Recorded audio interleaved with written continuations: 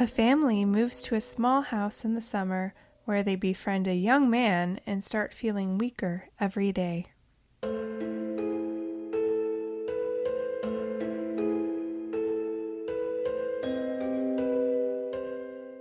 This is Ryan. And this is Ashley.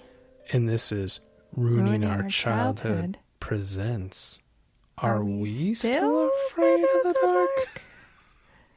You like how we both did that? I don't know if we did that last time.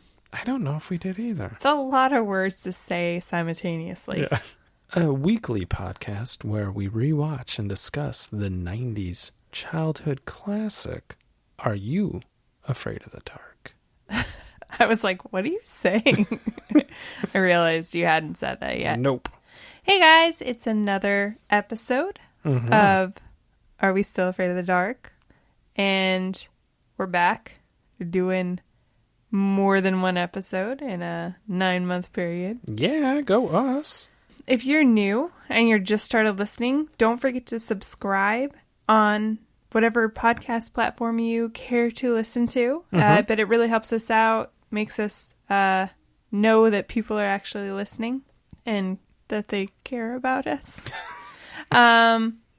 And if you have a moment, if you're on Apple Podcasts or whatever platform and there's a rating system, why don't you just give us a little rating? Yeah.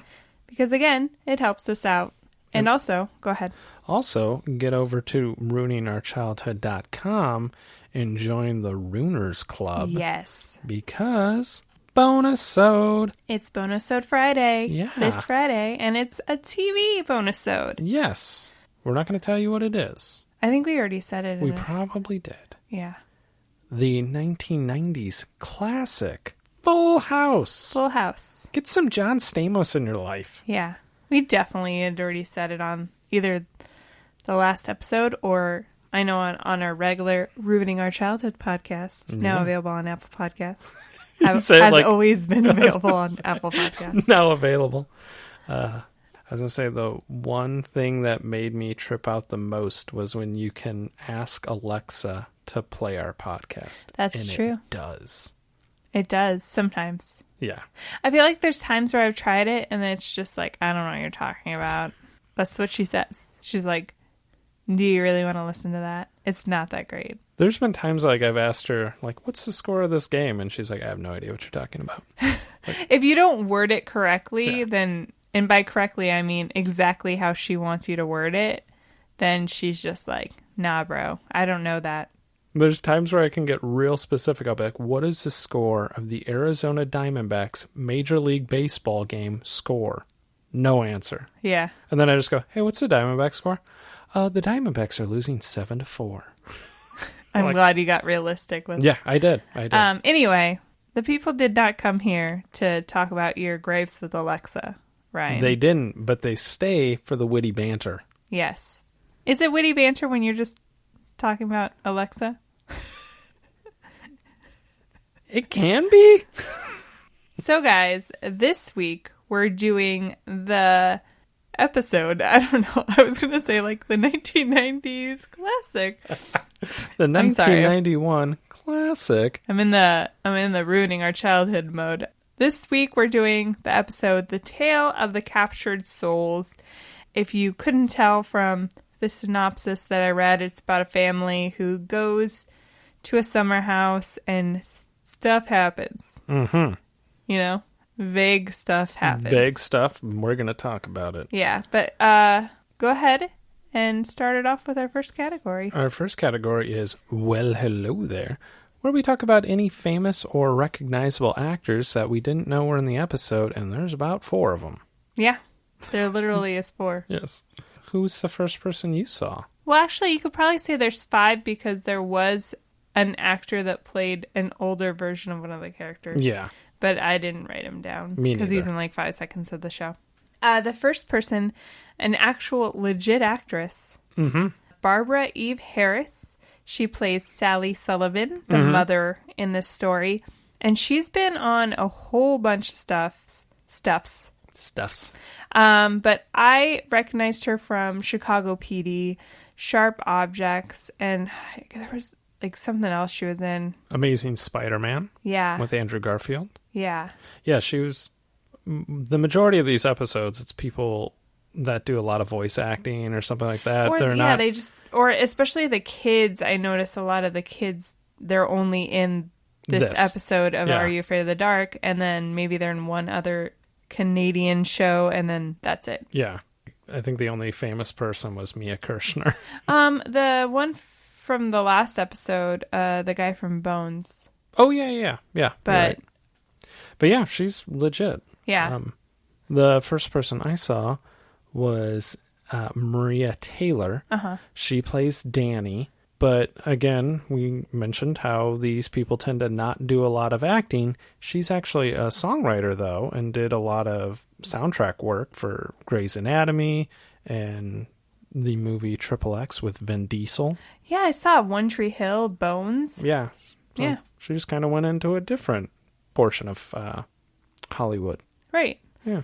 And I noticed, not that I've looked them up on all of them, but she's actually from Alabama, which I just assumed that 90% of the people from the show are Canadian. Yeah, and why wouldn't you? They usually are. Yeah. My next one is Don Jordan. He plays Doug Sullivan, Danny's father, and he's still acts quite frequently, but it looks like he does a lot of voice acting. He's done voices for Splinter Cell, one of the Splinter Cell games, and Assassin's Creed. Yeah. Whereas I think in an episode I said Assassin's Creed. Like, I don't know why it came out that way. I was like, Assassins. Yeah, and you want to say the fourth person? The fourth person is Ethan Tobman. He plays Peter, and he does production design. Yeah. And he was the production designer for Beyonce's Lemonade. What? Bro, working with the Queen Bee. Obviously a success. I was going to say, he might have the best thing on his resume. He worked with Beyonce. Yeah, that's amazing. Screw acting. Go work with Beyonce. Yeah. That's it. Yeah, that, ladies and gentlemen, that's your cast. Yeah, very short. Well, hello there. Do you want to move on? Yes. The next category is called Let's Get Digging, where we talk all about the plot and plot holes, and we name our funniest and cringiest parts of the episode. What did you think about the plot? I think the plot is pretty far-fetched. So I didn't really like you went and saw, lived at this summer house, I guess it would be, kind of like a summer rental. But there's so many warning signs to me. I have probably one of the longest red flag alerts. Yeah. That I think I've ever written for one of these episodes. What did you think of the plot? Well, I mean, are you saying that people don't rent houses in the middle of nowhere for fun, for vacation? They do. I think if you look at the plot that way, then it's realistic. And in every single horror movie, it literally is the start of every single horror movie. I kind of thought, was this where Dave Franco got the idea for the rental? Oh, yeah. Yeah. Because essentially it is, they rent this house and there's mirrors everywhere. And spoiler alert, there's cameras behind them, or high-tech cameras that can steal your soul, apparently. Real fancy camera. Yeah. I thought the plot was interesting. Yes. But how it was done or executed is another story. I guess if you look at it that way, it is an interesting plot that could have been executed better. Yes. I agree with you on that. But I think the problem we run into with a lot of these episodes is they only have like 20 minutes to do an episode. Yeah. And it is a children's show, so kids aren't really questioning the plot holes as much. Most kids aren't. I was going to say, 9-year-old Ryan is not watching this going, wait a minute. 9-year-old Ashley probably would. This is true. She was very questioning of everything. What did you think about the plot holes? Or did you have any plot holes? I did.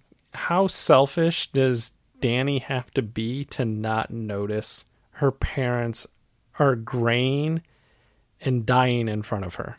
I think she does notice eventually, because she starts to go, what's going on, guys? There's something going on. She's just like, you guys look terrible. Yeah, your parents are dying. Yeah. I mean, she obviously... aging. Yeah. I mean, she had acne, okay? She was getting acne, so she had to keep looking in the mirror because she kept getting zits. That's like, I'm like, you're so self-involved. You're more concerned with you got a couple pimples than the fact that your parents are dying in front of you. I was wondering, how do you not, as the mom and dad, notice that you're aging?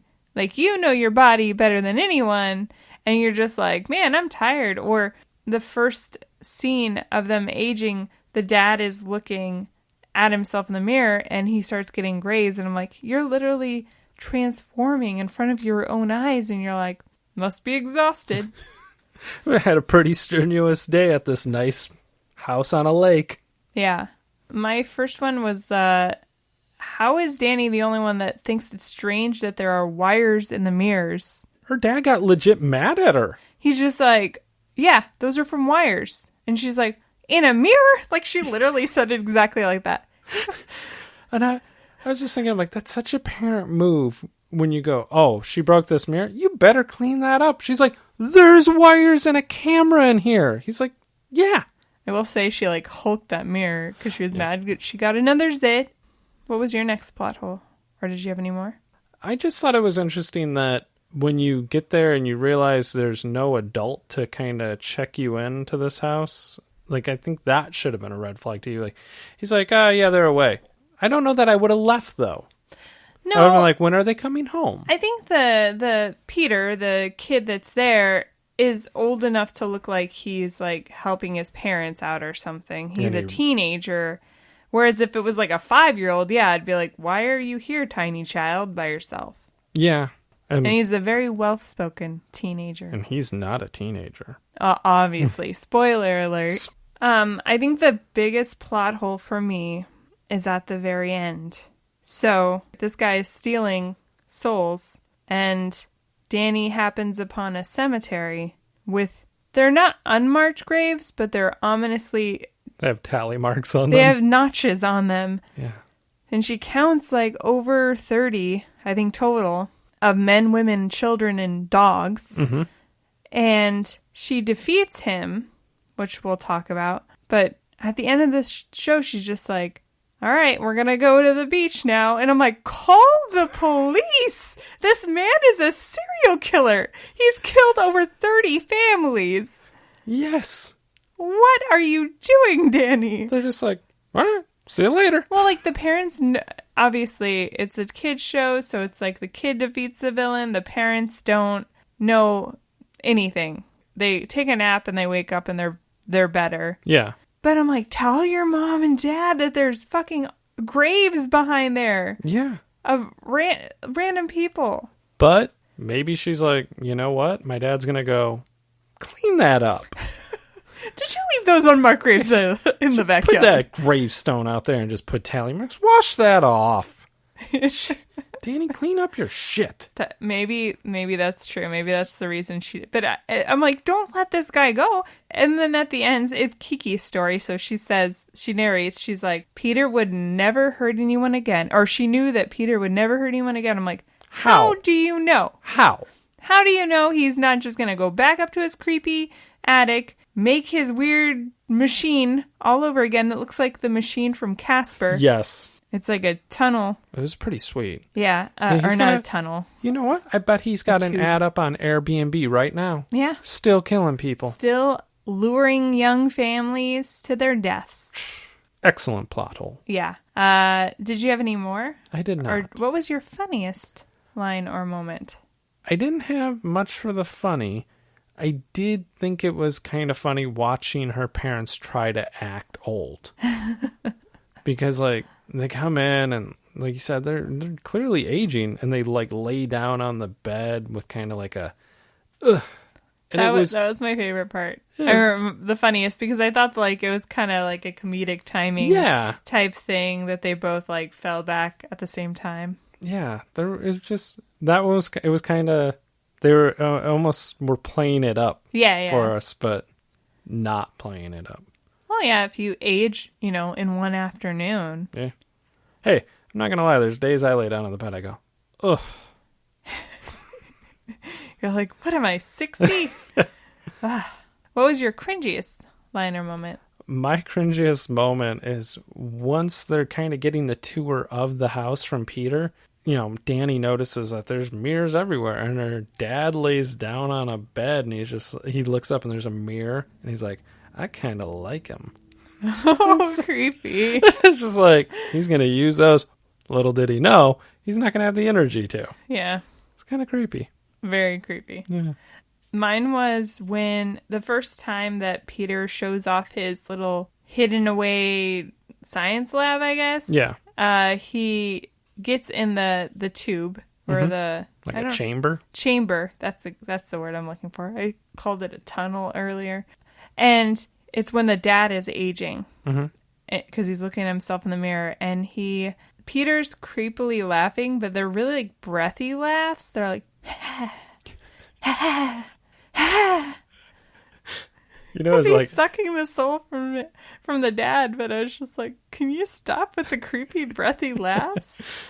His like acting coach was like, we need to work on a creepy laugh for you, and he did like a ha ha ha. I'm like, not creepy enough. Give me some breath. He's like, ha ha, nailed it. Ha ha. Do you want to move on? Yes. Woo woo. Red flag alert. What were the signs that these people are going to be statistics in a ghost story? We had a lot, I'm sure. My first one was just Peter's presence. Yes. You did say it was creepy that there was a kid there, but just his actual appearance, he looks like he's never seen sunlight. He's from the 40s? Yeah, he looks like he has consumption. Yes. He's very pale. Yes. He's wearing suspenders. Yeah. And then he's saying things like, your lovely daughter. Yeah. Which I guess that's to show you that he is somebody that is like 100 years old. So he's kind of talking, I guess, like a well-spoken old man. But when it's a young boy, it's kind of creepy. It would have been funny if it would have like in the roaring 20s. I mean, 1980s. Yeah. For me, Peter telling Danny that he has the house all to himself all summer, possibly longer. You need to get out of there, kid. Like, this guy is going to murder you all. Again, the wiring in the mirror. Oh, that was... Before the dad, like, dismisses her, she's like, she gets zapped by the mirror, and he's like, oh, it's just the wires. And she's like, what? Why is there wires in the mirror? And they're like, haha, it's cool. Like, another one, I don't know it's so much a red flag, but I think his over-the-top reaction to when Sally goes to take a picture. Yeah. And it wasn't I don't like my picture taken, please don't include me. It was, oh my God, no. Yeah. Well, I've never seen someone have that reaction to having their picture taken. This kid is weird. He is very odd. Maybe we shouldn't stay in this house much longer. Much longer. Lunch longer.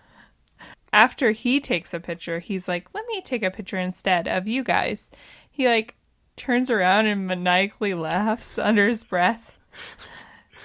You know they could hear you. They're like 5 feet away. They're 8 feet away from you, sir. They can hear you with your maniacal laugh. Did you have anything else? I think that's it for me. The ominous grave and private grave site. Yeah. Not a lot of people have cemeteries on their property. Yeah. You got to be pretty rich to have a private cemetery. But then on top of you having a private cemetery, which is not a weird thing, if it's like your family's gravestones and stuff, but then you have like these weird freshly dug graves that have notches. Yeah. Black cutouts of a woman with notches, a dog with notches, children. Just thinking outside the box here. Maybe his great-grandmother's name was Tally Mark 47. Maybe. That's or maybe he killed several people, and the heroine of the story just let him go free. Yeah. He's still killing people. Oh, he still is. Legitly killing people. Yeah. They should have a part 2 of this show, of this episode. And it should be Danny getting arrested for just not being an accessory. Yeah. She deserves it. Yeah. Negligence, folks. Yeah. Do you want to move on? Aiding and abetting. Yes, I'm ready to move on. Sorry. Okay. The next category is, when was this made again? A reminder of everything 90s. And there were some things. Yeah. Right away I noticed Danny rocking a nice oversized t-shirt that I think was orange. Tucked into her shorts. I was going to say jorts, but they weren't jorts. They were like khaki shorts. Yeah, but they might have been just colored denim. That's also true. So they could have been jorts. And her sweet sign of the 90s, scrunchy. Scrunchy. But those bangs. Bangs for days. Bangs up to the sky. Yeah. Teased to Jesus. Yeah. They were amazing. I felt like the dad was pretty much wearing the exact same thing she was wearing. Mm-hmm.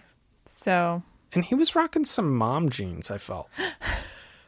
They're a little baggy. Yeah. In the wrong places. In the wrong places. And tight in the wrong places. Yeah. And we mentioned Peter's amazing outfits, but we did not talk about his hair. I don't know what was going on with his hair. I don't know. It was like super cut. First day on the job, guy went, I'll hook you up. Make it crazy. Yeah. It was like a bowl cut. There's a lot of volume. A lot of volume. And my thing is, I guess you could count it as a plot hole, but this guy is 100 years old. Yeah. You don't know how to fucking do your hair? You've had 100 years to get it right. Do your hair. Slick it back. Get some pomade, you douche. Cut it short. I don't get why he wants to have eternal youth if he's not going to do anything with it. Yeah, no kidding. Just sit in a house all day and creepily, breathily laugh to himself. Did you have any dated references or offensive jokes? I did not. I didn't either. It was a very concentrated episode, and it was like really only a span of a day. Yeah. And just some of the comebacks that Danny had, or insults, I should say, because a comeback is like he would insult responding. her. Yeah. Insults to Peter were calling him a dweeb and a dork because have you seen him throw a baseball? He's not good at it. But then he steals. Yeah, he jacked a home run. Well, I think the theory is that he stole a part of her dad's soul. I almost said boyfriend. Her dad's soul, and her dad is athletic and has maybe some sort of baseball natural ability. So then it transferred to him. That makes sense. You know? Yeah. They don't explain it. Come on, they got 24 minutes. He's a scientist who's perfected some sort of soul sucking ability. Camera thing. I don't know. Who has the time to explain? What about any technology? I guess we kind of touched on some. We kind of touched on them a little bit. The camera that was used was a Polaroid camera. Yes, and Kiki used it at the beginning of the episode as well. Yeah. Shake it like a Polaroid picture. Do they still make Polaroid cameras? They had a resurgence again. Okay. Yeah. Right. Very nice. Couple years. Okay. Retro, you know. And I agree with you. The first thing that came to mind about the whole science lab chamber thing that he has was Casper. Yes. It was very reminiscent of that. I agree. Yeah, I mean, that was the only two things, was the camera and then his room. Yeah, there wasn't...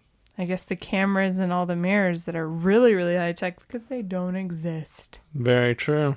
Do you want to move on? Yeah, are you ready to hand out some awards? I am.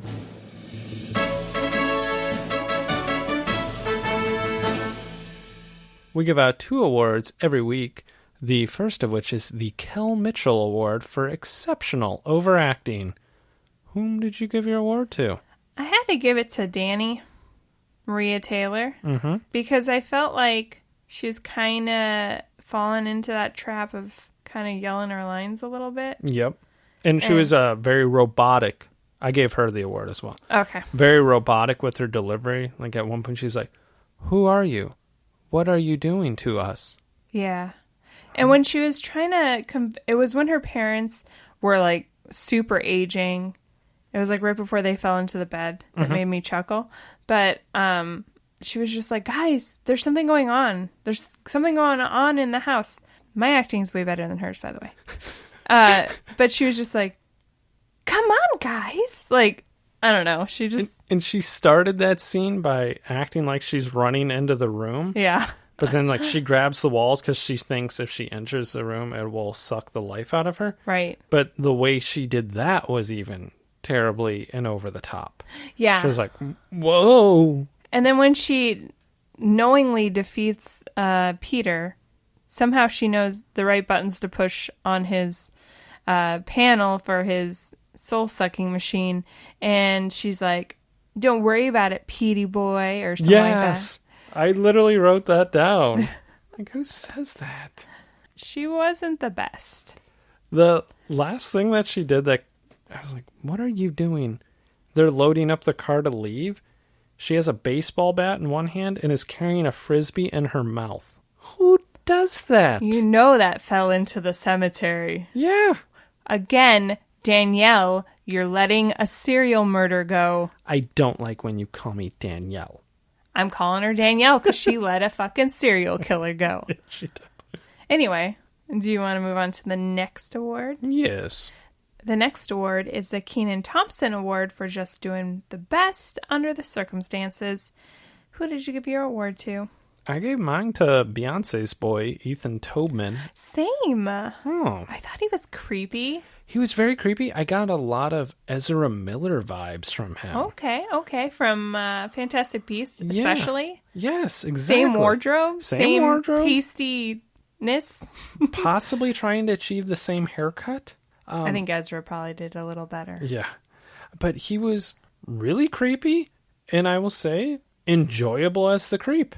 There was points where he was kind of like chewing the scenery a little bit. Yeah. With his creepiness and a little bit of overacting, but I thought it worked well with what he was trying to achieve. And because he is supposed to be somebody that was born in like the early 20th century, so it worked out. 1907. Yes. That was something else that I didn't mention was when she sees the headboard and she was like, 1907, there's not an end date. I'm like, yeah, people are allowed to live past 80, Danny. Yeah, Danny. Hey, why don't you call the police, Danny? Yeah, you're going to call the police about that. There's a person that's 80.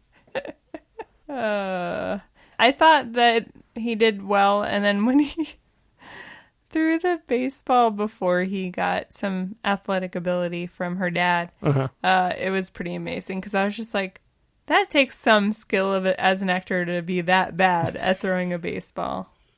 Just throw with your offhand. Yeah. Oh, look at us agreeing. Yeah. I mean, there's only 4 people to choose from, and the parents were just good. I was going to say... But they weren't featured that much. No, you know? They were small parts. Yeah. Danny was terrible. Peter, not so terrible. Right. Yeah. So, we can move on to our final thoughts about the episode. What do you think? Will you give it a enthusiastic Betty Ann thumbs up or a reluctant Eric? I'm going to have to go ahead and side with my boy Glenn, Eric, and give it a reluctant thumbs up. I like the story, but I think the execution was pretty poor. Yeah, I agree. Like I kind of mentioned, I would imagine, we haven't watched The Rental, but I could imagine this is kind of similar. Like idea of a Airbnb, there's cameras, stuff like that. Like it could be creepy. Yeah. So I think the story has potential, but I didn't like the execution. I agree, and I think what did it for me was the fact that the main character was not that great. No. In executing her lines. She was not. And there was obviously some questionable plot holes. And also, you let a fucking murderer go, Danny. I'm not going to let that go. Did she let a murderer go? She did. Okay, I was confused. And she was just like, see you later. And then one of her parents were like, who's that old man? Because, spoiler alert, she defeats him, breaks his machine, because he's the one that built it, so he can't fucking fix it? Of course he can. No. And all the parts are from the 1950s. They're readily available. They might not be. It's possible. He probably could find that shit at Radio Shack. This is primetime Radio Shack time. Primetime Radio Shack time. Words that have never been spoken before. In the 80s and early 90s it was. Oh, I loved Radio Shack when I was a kid. That's the biggest thing. I'm like, what? It's not like with some of these episodes we've had where it's like, the kid gets creeped out, but nothing bad happens. Like, Yes. nobody dies. Yes. People legit died. The people, they're at There's least tally insinuated. marks. Yeah, insinuated freshly dug graves of numerous victims. Yes. Can't let that go, Danny. Can't let it go. No. And that's my point about the potential of this episode and how terribly it was executed. Yeah. So And it probably would have freaked me out as a kid because of the graves, too. I would be afraid of mirrors Yeah. after watching this. Yeah. I That might would not be- look in the mirror ever again. I'll be in there trying to rip it off the wall to make sure there's not a camera behind it. You know, it just makes us feel bad about ourselves when we look in the mirror. I don't know. I walk by and I go, "You're awesome, Rai Rai." That's nice. And I give myself a thumbs up. That's nice. That's nice. Okay, well, there's another episode of Are We Still Afraid of the Dark? We hope you guys enjoyed it. And again, don't forget to subscribe, like, do something to show that you like our show. And get over to ruiningourchildhood.com. Join the Ruiners Club. Get the Full House episode. On Friday, On Friday. September something. One of them What's days. the date? The 18th? September 18th. Yes. This will have come out. The bonus episode will actually have come out before this episode. That's true. So this is... I don't know why we keep talking about it like it's not... But we didn't promote it on the other episode, so they don't know about it. We did. Oh, okay. Well, you know Well, what? Still, get over there Yeah, and get it's it. there for you to enjoy. If you sign up for the Ruiners Club, you'll get an email with a link, and it's a whole thing. But it's free, and you should do it. And it's fun. It is. You get some sweet bonus episodes, folks. Yeah, It's got benefits. it does. Just do it already. Yeah. People have done it. They love it. I haven't done a survey. Or As I anything. say, we have not done a survey. But They you might know- go, this is annoying. Stop Oh, and while sending us you're there, emails. pick up a t-shirt. Yeah, do that too. Yeah. Just pick it up and Pick put it up. down. Pick it up, put it down, and go, nice t-shirt. I always think Anyway. of that movie, Scary Movie, where Sean Wayans That goes... movie scary movie. The movie Scary Movie, where Sean Wayans goes over and he's like, "I'm here to pick up my kid." He walks over and he picks the kid up and he's like, "Coochie coochie coo," and puts the kid back down. He's like, "I'll see you next week." Yes. Anyway, that's it for us, guys. Have a great week, and we'll see you next week. Bye. Bye.